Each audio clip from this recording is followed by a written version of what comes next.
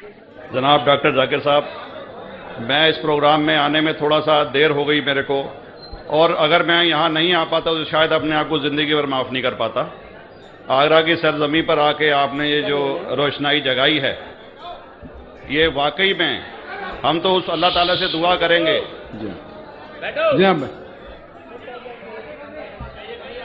अल्लाह ताला से दुआ करेंगे कि आप जैसे 10-20 और नेक दिल और इतने पढ़े लिखे, इतने इंटेलेक्चुअल आदमी और पैदा करें, जिससे कि जाके आप भारत का कोना कोना, देश का कोना कोना रोशन करें।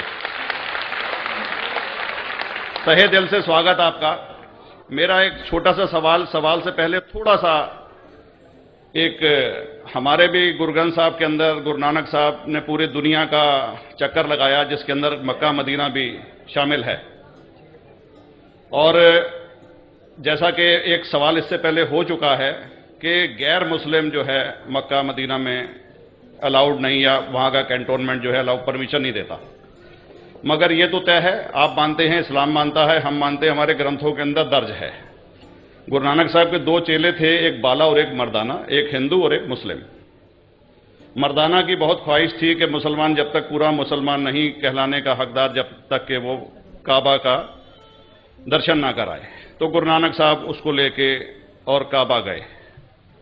हमारे ग्रंथ के अंदर जो दर्ज है कि जब वो वहां पहुंचे, उन दिनों बहुत लंबा ये किस्सा है, 1 साल लगता था, और वो रूट सारा उसका वर्णन है। और वहां जब मक्का, जो मस्जिद के बाहर साथ ही एक दीवार थी, जहां पर के भारत के जो मुसलमान दर्शन करने जाते थे काबा के, वो उनको वहां ठहराया जाता था। वहां की देखभाल जो करता था वो मुल्ला जीवन करता था। जब गुरु नानक साहब अपने चेलों के साथ में वहां पर पड़े थे, तो सुबह जब मुल्ला जीवन वहां की सफाई करने के लिए आया, तो उसने देखा गुरु नानक साहब के जो पैर थे वो काबा की तरफ थे। वो गुस्से में चिल्लाया कि ये कौन काफिर है जो कि काबा की तरफ पैर करके पड़ा है, और उसने गुस्से के अंदर आके उनके पैरों को झटका दिया, दूसरी तरफ किया। तो हमारे ग्रंथ के अंदर दर्ज जो किस्सा है उसके अंदर यह है कि काबा भी उस समय हिल गया, जिधर गुरु नानक के पैर जाते थे काबा उधर मुड़ता था।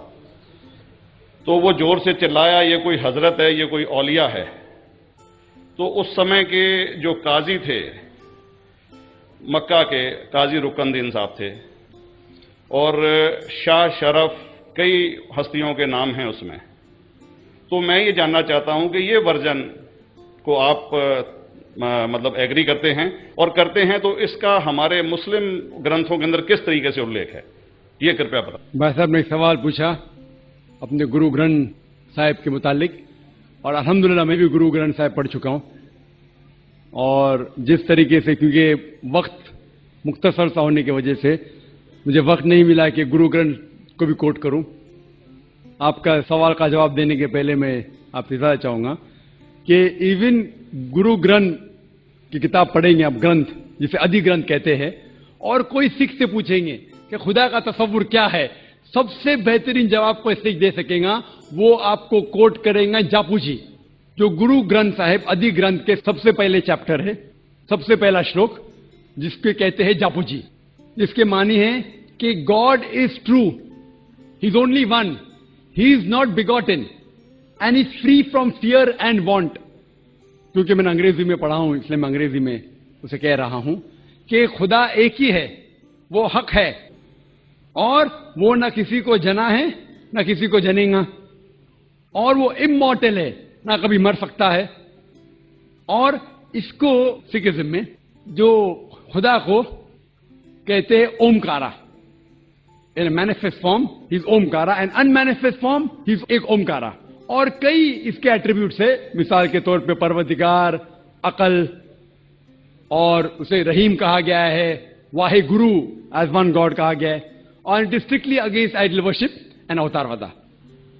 भाई साहब का सवाल था कि उनने ग्रंथ में पढ़ा कि गुरु नानक साहब मक्का के, और उनका पैर काबा की तरफ था, और कोई मौलवी ने पैर को हिलाए और काबा हिल गया। क्योंकि ये age of science and technology है, अगर कोई चीज जो किताब हजारों साल पहले लिखी गई है, 10,000 साल या 4,000 साल, तो शायद उसके बारे में हिस्टोरिकल रिकॉर्ड मिलना मुश्किल है। हालांकि इवन जीसस क्राइस्ट के बारे में 2000 साल हिस्टोरिकल रिकॉर्ड है, क्योंकि सिखिज्म जो एकदम नया मजहब है, जितने मजाहिब के मुकाबले हिंदुस्तान में नया है, कुछ सैकड़ों साल पहले 15th सेंचुरी में, toward the end of the 15th century, Guru Nanak साहब जो पंजाब के थे, ये मजहब तो कायम हुआ। हार्डली 400-500 ईयर, 400-500 साल। और अगर ये मान लो, सपोज मिसाल के तौर पे मान लो, मैं क्यों कह रहा हूं कि मैं नहीं चाहता हूं किसी को बुरा लगे, मान लो ये सच है, मान लो अगर 400-500 साल पहले अगर ये होता था कि काबा इधर से उधर हिल जाता था, तो हिस्टोरिकल रिकॉर्ड में बिल्कुल लिखा होता था। और कई हिस्टोरिकल रिकॉर्ड में ये नहीं कि काबा हिला इधर उधर, कई हिस्टोरिकल रिकॉर्ड आप देखेंगे। हिस्ट्री इतनी अल्हम्दुलिल्लाह 800-900 साल पहले, 1000 साल पहले जो मुगल ने किए, बिल्कुल लिखा हुआ हिस्टोरिकल रिकॉर्ड में। तो ये कहना कि गुरु नानक साहब वहां गए और काबा हिल गया, ये बिल्कुल साइंस के खिलाफ है, क्योंकि साइंस में कोई भी रिकॉर्ड नहीं है, वहां के देश के रिकॉर्ड में कहीं भी नहीं कि काबा हिला। तो इसलिए हम कहते हैं कि हो सकता है ये गलती से किसने लिखा होगा, न कई किस्से कहानी। ये मैं तस्लीम करता हूं कि गुरु ग्रंथ साहिब में कई चीजें सही है, हक की बात है, लेकिन ये तस्लीम करना कि काबा हिल गया, ये बिल्कुल साइंस के खिलाफ है।